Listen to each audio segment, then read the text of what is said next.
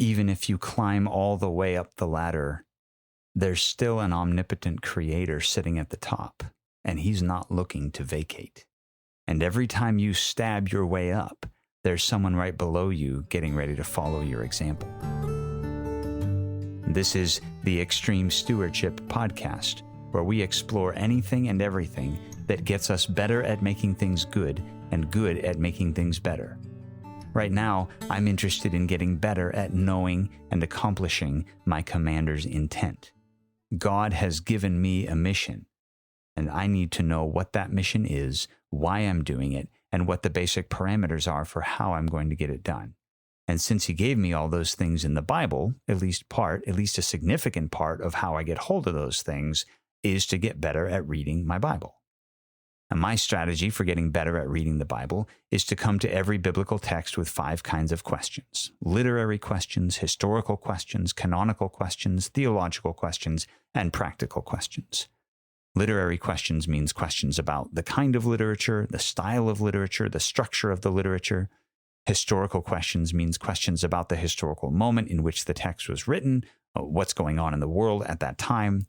Canonical questions means questions about how my text relates to other texts. Maybe my text quotes another part of the Bible, or maybe another part of the Bible quotes my text, that sort of thing. Theological questions means questions about who God is and what he's up to in my text. And practical questions means questions about where I fit into the story of which this text is a part. It's what my text says about what humans should or shouldn't be doing as God moves the world towards his endgame. It's the commander's intent. The last 2 episodes have asked the first 4 kinds of questions about Genesis 3. In this episode, I'm going to wrap things up with the practical questions. So here's a practical question about Genesis 3. What is it about knowing good and evil and having the opportunity to choose between them that was such a bad thing? Don't we want to be discerning? Don't we want to see that some things are good and some aren't, and then choose the good? And don't we even see that as a sign of maturity? So what's the hang-up with Adam and Eve eating that fruit? Now, some people think that God's plan was to eventually allow them to eat the fruit. When they were ready, he would teach them to discern good from evil. Now, there's some biblical basis for this, like when Hebrews 5 equates maturity with discerning between good and evil. And a few places in the Bible talk about small children as those who aren't able to distinguish between those two things. So I don't know if that's what's happening in Genesis 3, but these canonical questions do prompt some questions for me. Another possible angle on this is that eating of the fruit was a parallel action to naming the animals in Genesis 2. So God says to them, you get to name those distinctions. You get to call out what's elephant and what's beetle, what's human and what's animal. But the difference between good and evil is mine to name. There's a point at which the line becomes clear between my ownership and your stewardship. I'm not exactly sure about either of these options, and there are probably plenty of other options as well. In any case, I don't think the point of Genesis 3 is that we should stick our heads in the sand and pretend evil doesn't exist. It does exist, and we are foolish to the extreme when we pretend otherwise. But I do think the point is that what the snake has offered is independence from God. He is offering them an opportunity to be owners rather than stewards. You decide what's right and wrong, says the snake to Adam and Eve, not God. His decisions don't have your best interest at heart. He's holding out on you. He's in it for himself. He's hoarding power instead of giving it away. And this is the lie of the serpent. We already know from Genesis 1 and 2 that the one thing God isn't doing is hoarding power. The whole point of creating humans in the first place was so that he could invite them into his work and share it with them and empower them to be creative like he's creative. So micromanaging is definitely not what's happening. But the snake convinces Adam and Eve that they are being micromanaged. Adam and Eve don't like that, so they push back against that and pursue autonomy. They want freedom, but freedom in the most unbiblical sense of the word. Freedom as independence from accountability and oversight and restraint. I decide what's good and bad, what's right and wrong. The canonical end game of this way of thinking is that line you might have heard from the book of Judges. Everyone did what was right in their own eyes. Now, when everyone's an owner, The only possible outcome is chaos and anarchy and war, and really the undoing of creation itself. Adam and Eve are given second place, God first, then humans, then everything else. Humans rebel against God because they want to be autonomous. They want that first position. And we know from our own experience what inevitably happens next. Everything below humans rebels against them. Now, let's say I, as a member of the executive team, badmouth the CEO to the middle managers. What do you think the middle managers say about me to their subordinates? God complexes are contagious and self-defeating. If you think you are God, and so do I, we're going to fight to the death because there isn't room for two of us. And yet when we see someone else acting that way, we are compelled to imitate them because absolute power looks pretty cool. So Adam revolts up the chain of command, and so does the ground. As Adam rejects the leadership of God, the dirt rejects the leadership of Adam. But according to Genesis 3:17 through 19, there is one difference. Adam loses his battle with the ground, but the ground wins its battle with Adam. From dust you are, and to dust you will return. Henri Blocher said it this way: long will be life's struggle, and its only certainty at the end of the day will be death. For man is the loser in his struggle with the ground, for, as it were, the ground will at last overcome him. Rebel up the chain of command against a supervisor, a boss, a coach, a parent. You might win, but you better have two things in mind. First, even if you climb all the way up the ladder, there's an omnipotent creator sitting at the top, and he's not looking to vacate. And second, every time you stab your way up, there's someone right behind you getting ready to follow your example. And here's another practical question about Genesis 3, verse 16. I've got the NIV in front of me, and that in the last part of that verse, it says, your desire, that's Eve's desire, your desire will be for your husband, and he will rule over you. So my question is, what does that mean? Well, your English Bible might render it a bit different, but the basic idea is this. Eve is going to pursue an unhealthy relational dynamic with Adam. And Adam is going to pursue a contrary but still unhealthy relational dynamic with Eve. Or to say it a bit more specifically, Eve is going to try to control Adam, and Adam is going to try to dominate Eve. Now, I'm not trying to gender stereotype here, but I imagine most of us can see this playing out in male-female relationships, especially in marriage. She tries to win by manipulating him. He tries to win by domineering and destroying her. Look, I'm not saying there aren't manipulative men out there. I'm not saying there aren't dominant women out there. Of course there are. But Genesis 3 isn't trying to paint gender roles into a corner. But we can name something as a trend, even if we don't name it as a universal. And we can look at this text and say the more important thing is both husband and wife are going to spend their energies trying to control the other person rather than trying to love the other person. Now, most of us know from real-life experience, whether firsthand or secondhand, what this looks like. What it looks like is one person in a relationship pursuing a self-centered mission for whatever reason, under whatever circumstances, and the other person responding in kind. And when the second person responds out of selfishness or insecurity or anger or fear to the first person who had acted out of selfishness or insecurity or anger or fear, the first person then reciprocates, but probably ratchets things up a little bit. And then the second person reciprocates, taking up one more notch. And it doesn't take long to hop on what some people call the crazy cycle. So here's the real practical question. How do we get on this endless carousel of manipulation and dominance and nagging and withdrawal and fear and bickering and insecurity and abuse? How do we get on this crazy cycle, and how do we get off? And here's how it typically happens in my home. I don't do something I should have done, I said I would do, Annie expected me to do, and she starts nagging me about it. And when I say nagging, I'm not talking about appropriate reminders. I'm not talking about the kind of active engagement with the problem that solves the problem. And I make that distinction because there's always an initial act or behavior that places us right next to the carousel. And in this case, that's me not following through on something. And then it's the next move, the first reaction to the first action, that determines whether or not we're going for a ride. And if Annie reacts out of fear and insecurity, we are climbing aboard. If she reacts out of thoughtfulness and awareness of my tendency to put us in that situation, and trust that God has her, even if it feels like I don't, there's a high probability we solve the problem and move on. But if she reacts emotionally, if she gets passive or passive-aggressive or just aggressive, if she places the weight of her internal well-being on my shoulders, look out.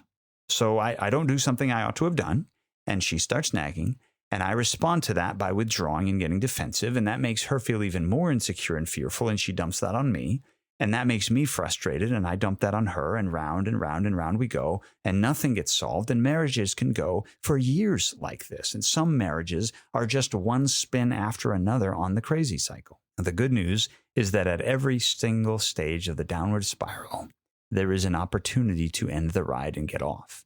And the practical question is, how? And I see three things happening. First thing goes back to that dynamic where Adam and Eve relinquished their full humanness by acting like they weren't really responsible for their behavior. At any point on the crazy cycle, my actions are Annie's fault. If I didn't do that first thing I was going to do, it's because some other life circumstance out of my control happened, and she just doesn't understand how hard I work. If I'm defensive, it's because she's overreacting. If I'm withdrawing, it's because she's insane. If I'm lashing out at her, it's because she's driving me insane. And likewise, at any point on the crazy cycle, her actions are my fault. If I would just follow through like an adult, she wouldn't have to keep reminding me. If I wasn't so emotionally unavailable, she wouldn't have to nag. Now, Genesis 3 is about the question, who gets to define what it means to be human? The snake's answer is, to be human is to be autonomous reference points for what is right and wrong. Adam and Eve's answer, after they eat the fruit, is to be human is to be helplessly carried along by whatever the real actors in the story are doing. But God's answer is, to be human is to take responsibility for one's own actions as a steward who is accountable to the owner. And at any point in the crazy cycle, either Annie or I can submit to God's definition of what it means to be human, and that's going to create an opportunity to get out of the cycle. The second part of ending the cycle is to detach. I'm stealing Jocko's term, but there's a lot of theological weight to it. I mean to stop and look up and look around. Man curved in on himself. That's what Augustine calls a person captured by their own sin. A person stuck in the crazy cycle is a person tunnel visioned, fixated on themselves. At no point in any of these conflicts has either of us ever been focused on the good of the other person. Fixated on the problems with the other person maybe, but really fixated on those problems as they pertain to us. I don't really care that Annie struggles with fear and insecurity. I care that her struggle is making my life more difficult. It's my life that I care about in that moment, not hers. So I need an outward turn. I need to detach, to step back, to see the larger picture, to notice that I'm on a carousel going round and round and making both of us sick. Well, part of how I do that is physical. I need to breathe differently. I need to posture differently. I need to use my eyes differently. I need to use my voice differently. And part of how I turn outward is mental. I need to ask myself, what does my wife need right now? What could I do that would be most loving to her? I need to ask what the real problem is and how to solve it, rather than letting myself be overwhelmed by the emotions of the moment. Third thing, have you ever wondered what Adam and Eve were saying to each other in the bushes right before God showed up? Or the sorts of comments that went back and forth after God had meted out the consequences?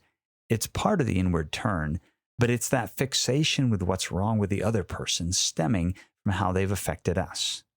Now imagine it's 2:00 in the afternoon on a bright sunny day in July, not a cloud in the sky, and Annie and I go into a closet, shut off the light, close the door, and pull out little flashlights and start shining them at each other so we can point out various flaws in our appearances. She's fixated on my hair not being combed, so she shines the flashlight right there. I'm fixated on a stain on her shirt, so I shine my flashlight there.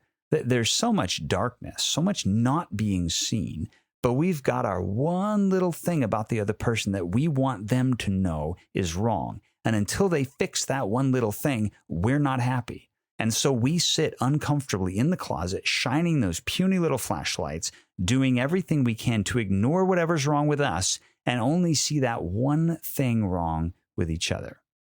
And in this analogy, the solution is really simple. Stand up, open the door, turn off the flashlights, and go out into the sunlight. Because in the sunlight, we might discover that that stain on her shirt is actually part of the patterning. Or we might discover that her shirt has a huge tear in it. Either way, it's going to make my fixation on that stain look pretty dumb. 1 John tells us that we have been invited by God to walk in the light. The point is in part what I mentioned last episode. Stop hiding. Come out where God can see you. Hear the truth about your sin and his love for you despite that sin. But it's also this. Annie and I wanted to wield the light rather than walking in the light. I wanted to be the one who decided what needed fixing about her, and she wanted to be the one who decided what needed fixing about me. And it's so stupid to sit in the dark closet with our flashlights trying to be judge, jury, and executioner toward each other when we can't even see well enough to stand up straight. So we step back from our desire to be God, which is what got Adam and Eve in trouble in the first place, and we step back from our own self-centeredness, which is what keeps us on this cycle, and we remember that stepping out into the sunshine is going to make it a lot easier to see what's really going on. Now look, this is hard. It takes courage for Annie to release her need to control me into doing what she thinks I ought to be doing.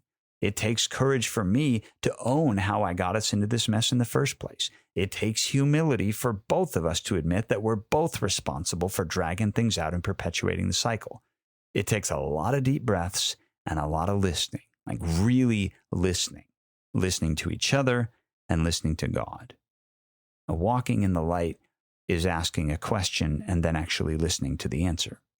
Wielding the light is acting like I already know the answer to my question. It's like going to the mission brief to ask a clarifying question about the commander's intent, and then instead of asking a question, I answer everyone else's questions.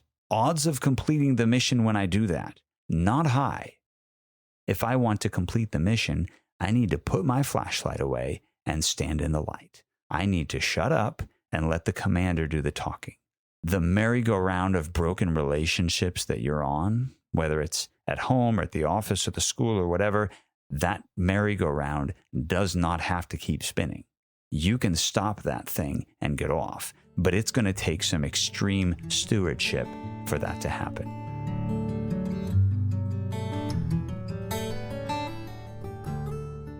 Thanks for listening to the Extreme Stewardship Podcast. My name is Michael Kibbe, and I teach Bible and theology at Great Northern University in Spokane, Washington. My behind-the-scenes partner in this project is my brother, Ben Kibbe. Our editor-in-chief is Liam Olmsted. Art comes from Leah Leanhoutz, and of course, music is provided by Dave Murray of Daradoon Guitars. If this series has been helpful or challenging to you, or if you've got a story about extreme stewardship that you'd be willing to share, shoot us an email, extremestewards@gmail.com. We would love to hear from you. You are, of course, welcome to like and subscribe and tell your friends and all that. What we really care about is that you have gotten better at making things good and good at making things better.